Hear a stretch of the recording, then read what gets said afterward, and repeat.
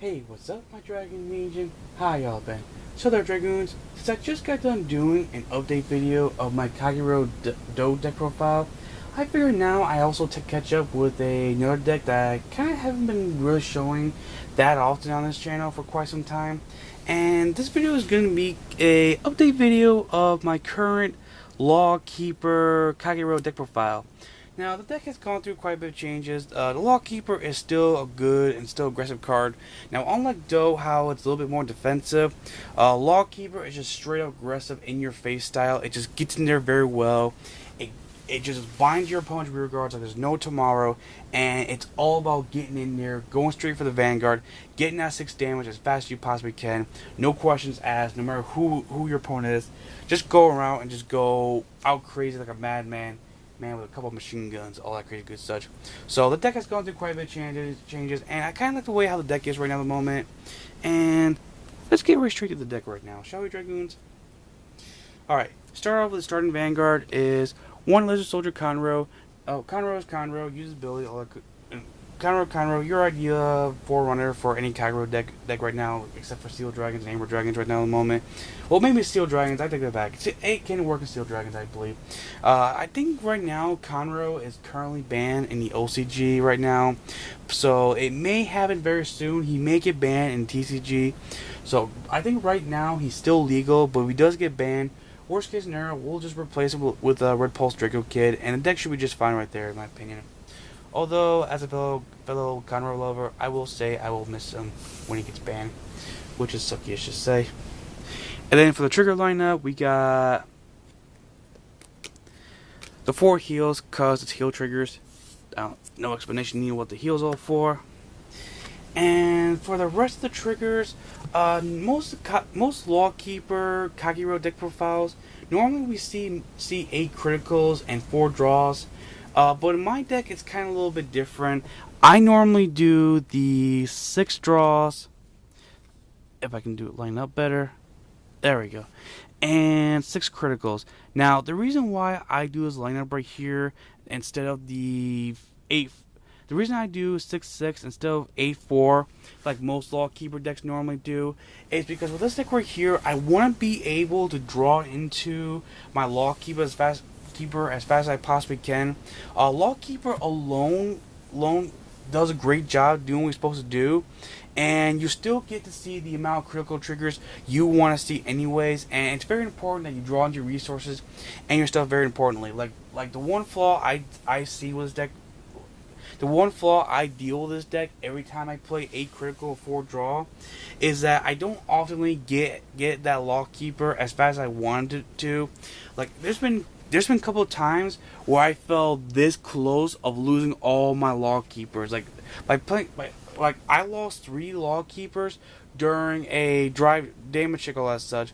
And I knew right there that if those were draw triggers instead of my critical triggers, I would have drawn to my Lawkeepers a lot faster, which was kind of slowish in my opinion.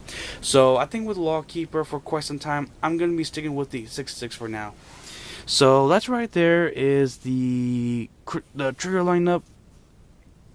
There we go. Now for the grade 1 lineup. For the grade 1s, I play 4 bars because it's bar. You kind of with Lawkeeper Kagero, you kind of had to play the max out bars because it's very important that your rear guards it's very important that your rear guards get the extra 8,000 boost they need, delaying those attacks as fast as you possibly can. All crazy good such. And then we got the 4 perfect guards because they're perfect guards. No explanation needed there. 4 Dragonic Gojos, as I just explained with the draw triggers and all that crazy good such. It is very important that you do draw into your stuff as fast as you possibly can. Now and then, I will already have a Lawkeeper, and then eventually I will draw into an extra Lawkeeper. So when that happens, I'll just use Monk's Effect, rest him, pitch an extra copy of Lawkeeper that I don't need, because with Lawkeeper Kagero, you really only need just that one Lawkeeper, and that's about it. And if you have 2 Lawkeepers, and if you got this guy on board, you're pretty much just better off just using this guy's ability to pitch the extra Lawkeeper and draw whatever card you need in hopes of drawing to stuff that's very important, all that crazy good such. And to finish off the grade 1 lineup is Lawkeeper's best friend, crime fighting partner is Two Little Soldier Rapier. Rapier is a very amazing in Lawkeeper. A Lawkeeper is all about binding all your opponent's rear guards until the end of your turn you activate the effect. So by then you'll have at least 2 or more rear guards, and your opponent will obviously have no rear guards.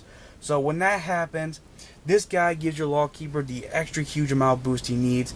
Your Lawkeeper will be running right straight to your opponent with 23,000 power. That's not even counting what you may get in your twin drive check.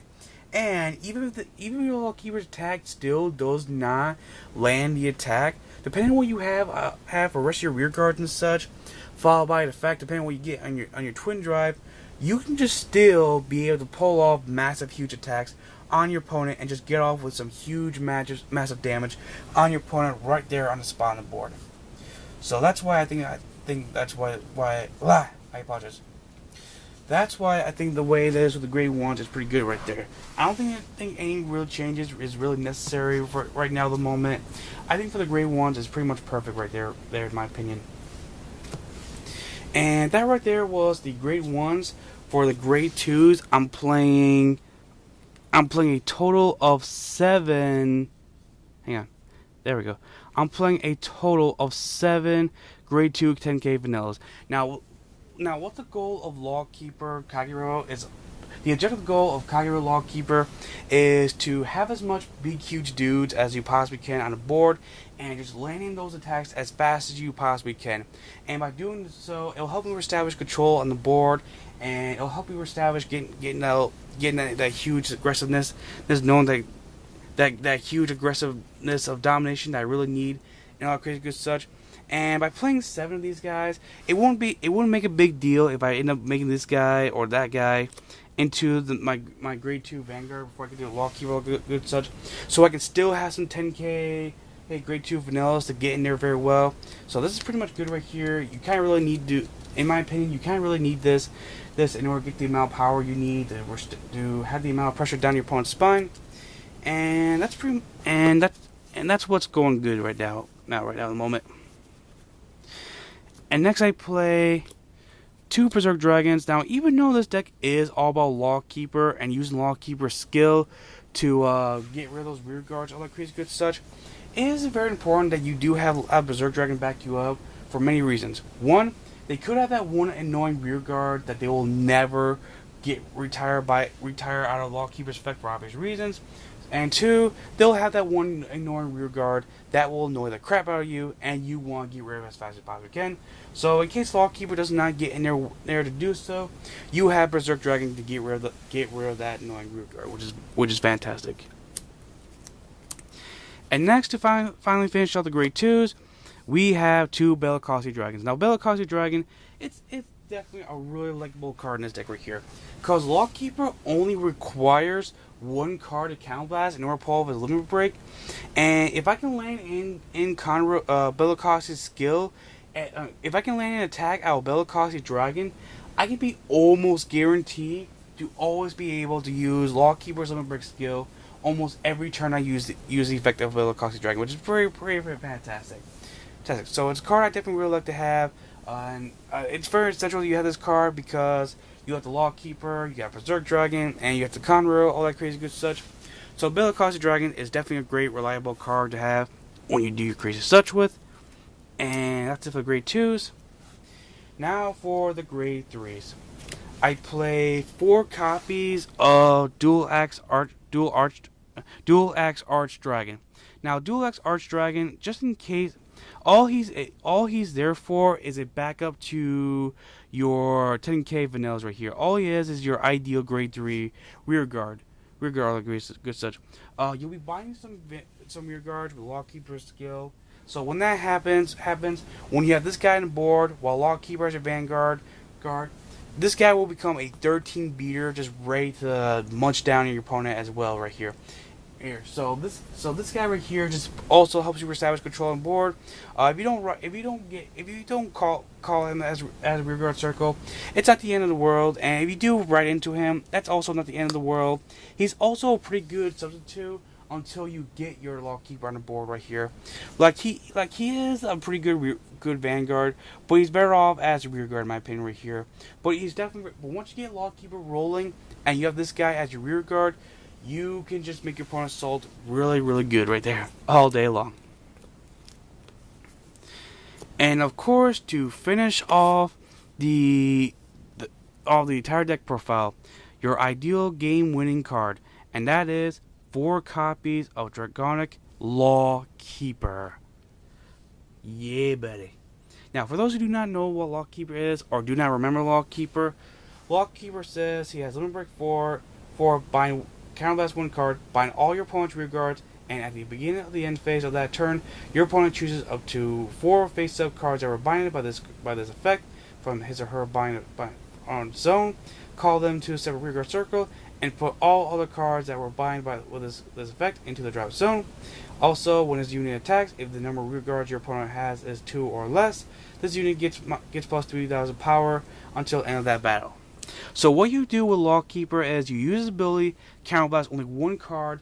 All your opponent's rear guards are temporarily gone until your turn's over, and then you just take advantage of that by spamming your side of the board with huge rear guards and just go right straight for the win. Attack over the Vanguard until multiple times, and when you're when you don't win, I mean if you don't win the turn you do that, your opponent will get their rear guards back. But if you buy in 5 rear guards total, you get a free retirement out of your opponent's rear guard, which is pretty good.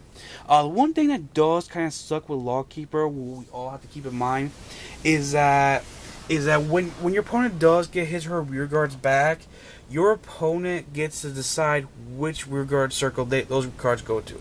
Like, say you're playing like some sort of mirror match, and for whatever reason they have 2 Lawkeepers and rear guard circle. Pretend this Lawkeepers are their Vanguard. Right. Let's pretend for whatever reason. Yeah, pardon me. I just want to do it. I'm just trying to get this up there, just so I can show you all a better example. Okay, here we go. Let's say for whatever reason they have this going on, as you're playing a Lawkeeper mirror match, and they got this going on for whatever weird reason. They have both of their Lawkeepers in their back row rear guard circle, and their bars in the front row circle at the same time.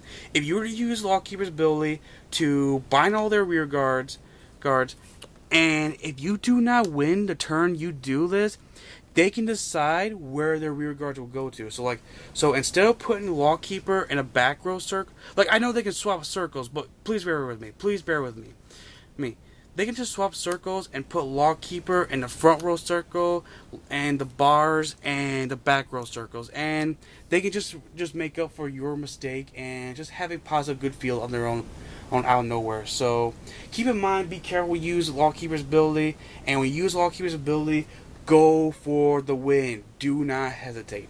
So that right there, Dragoons, was my Kagero Lawkeeper deck profile. Let me know what you Dragoons think about this deck in the comment section down below. And I'll see you Dragoons around. Hope you Dragoons enjoy this video. Leave a like and a favorite if you did. And subscribe today to become part of the Dragon Legion Alliance. And I'll see you Dragoons another day. Christian Dragoon, signing out. Peace.